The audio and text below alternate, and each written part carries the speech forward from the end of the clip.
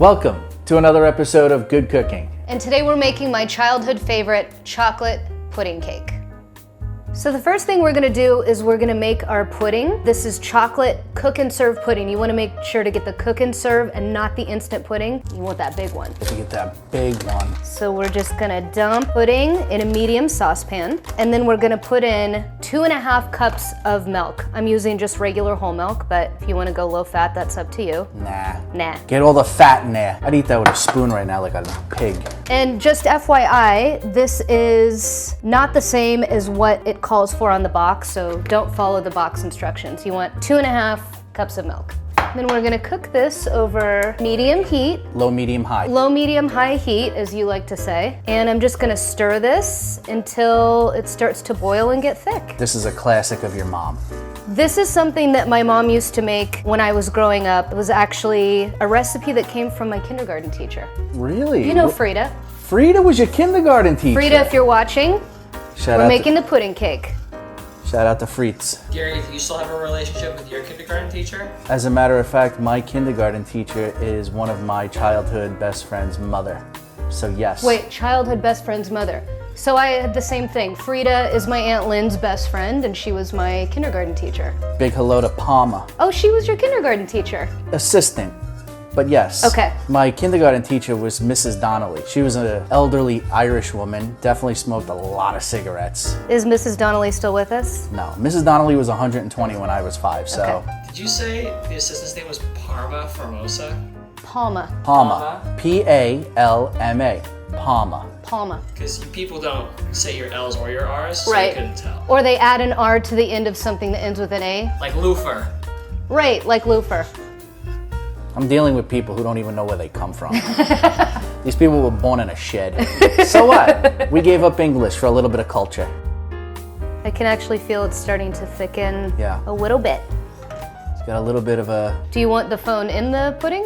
Is that the goal? That's the plan. Okay. Ben, how do you like it that you get an attitude from both people in this household? It makes me want to murder myself. You want to stir a little bit here? What, are you lazy? Just for fun? I'll do it in honor of Palma. Now that the pudding has boiled, it's thickened, we're gonna put it in our mixing bowl.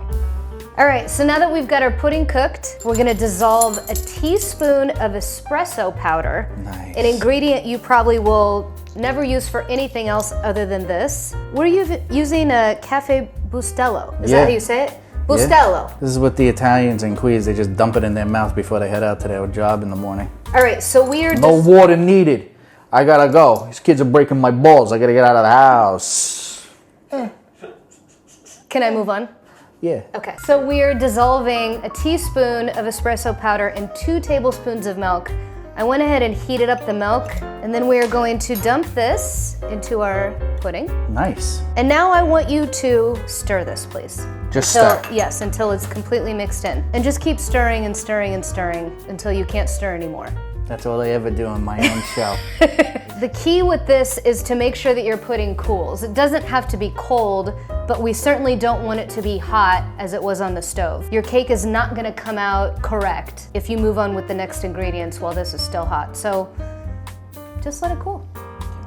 Just keep stirring, just keep stirring, stirring, stirring, stirring, stirring. Ben, I don't want to do this anymore. I'm quitting my own show. Next thing we're gonna do is we're gonna add our chocolate cake mix. You can use any box chocolate cake mix. Just make sure the one that you get does not have pudding in it. I'll have you open that.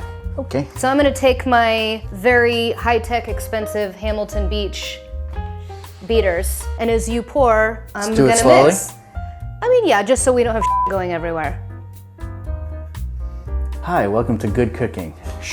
Everywhere. Let's go! Okay. Yeah, this is looking really nice. Very nice. Wow. Woo! Nice. Shout out to Orange Theory. The gym. Wow. Shout out again to Palma Formoso. You're a sweet lady to me. She always had brownies ready for us. And iced tea. It's a surprise we didn't end up as diabetics. Oh, feed the crew? Yeah. Feed the crew.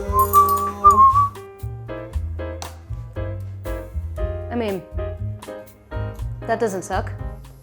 All right, we've got our pudding and our cake mix all mixed together. So now it's time to put it in our pan. You wanna go get that? Yep, I'm gonna go. Okay. Go get it. We're gonna put this in a 9 by 13 pan that I have went ahead and greased and floured ahead of time. I used butter to grease this. My mom yelled at me and said technically it's supposed to be shortening, but I don't have shortening, so we used a little butter. And then normally how you would flour a cake pan so that it doesn't stick, because we're doing a chocolate cake, we don't want white powder everywhere, so we used a little Hershey's cocoa powder instead of flour. Smart. So we are now ready to spoon our pudding cake mixture into the pan. Am I helping at all, or just Yeah. pretending to help? That doesn't matter. Okay. Shout out to Palma. Then we just gotta spread it around. Yep, spread her out. Ben, you wanna lick that? So the final ingredient, Here it is. chocolate chips, are gonna be spread across the top. I like to go semi-sweet, which is pretty much what you put in every chocolate chip cookie. And I like to go Ghirardelli because I'm not trash. That's right. Big money. So I'm gonna attempt to spread these nice and even. Wow, that was good. Okay. There's a few left in there. Those are for you. All right, Give 'em so to- my cake, give it to the crew. our cake, is covered in chocolate chips, and we're ready to put it in the oven. We've preheated to 350 degrees, and we're gonna bake it for 25 to 30 minutes. I'm gonna set it for 25, stick a little toothpick in there and see if it's done, which it probably will be. So here we go. Set it and forget it. Hey. Eh?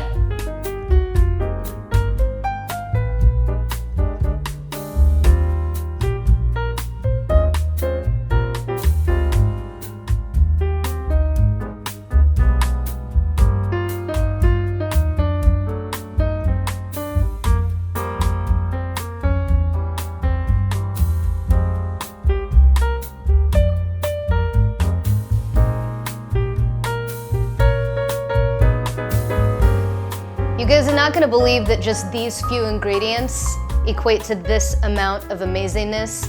Everyone in your life is gonna love it. And as always, the recipe is in the comments below. And from our house to yours, bon appetit.